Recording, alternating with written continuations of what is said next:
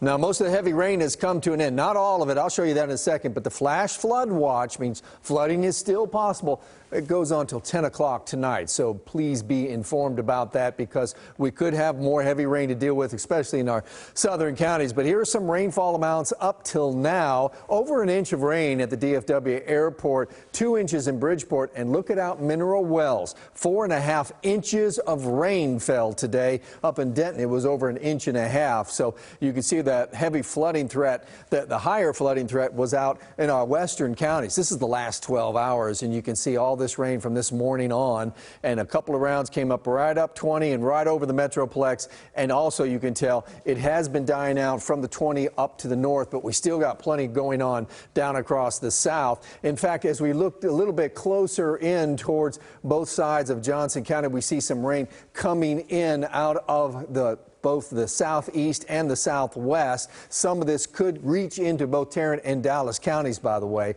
Through the whole day, there wasn't any real heavy rain down across our southeast and Henderson, Anderson counties and Navarro. And look at all this going on right now. Now, there's no flood warnings here. In fact, this is not even under a flash flood watch, but we're watching these thunderstorms. A lot of lightning with these and some brief heavy rain. So please drive carefully if you're in that kind of weather. We do have temperatures kept in check because this. Typically, we're in the mid-90s. Nowhere near that today.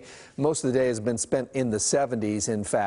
FUTURECAST we go. All this activity is going on right now. It's going to go into the evening and then die out as we get to the later evening hours. As we get up tomorrow morning, there might be some rain and showers around again. Not the coverage that we had today, but we're putting in about a 40% chance of rain and thunderstorms across the morning. They should taper off in coverage as we get into the afternoon and we get enough sunshine. We could maybe even hit 90 degrees. But here's the good news. We've had a lot of rain lately. The rain is leaving. As you can see, we go into the weekend talking about dry weather. We've kind of been stuck between this high pressure and this low, just been funneling all this moisture.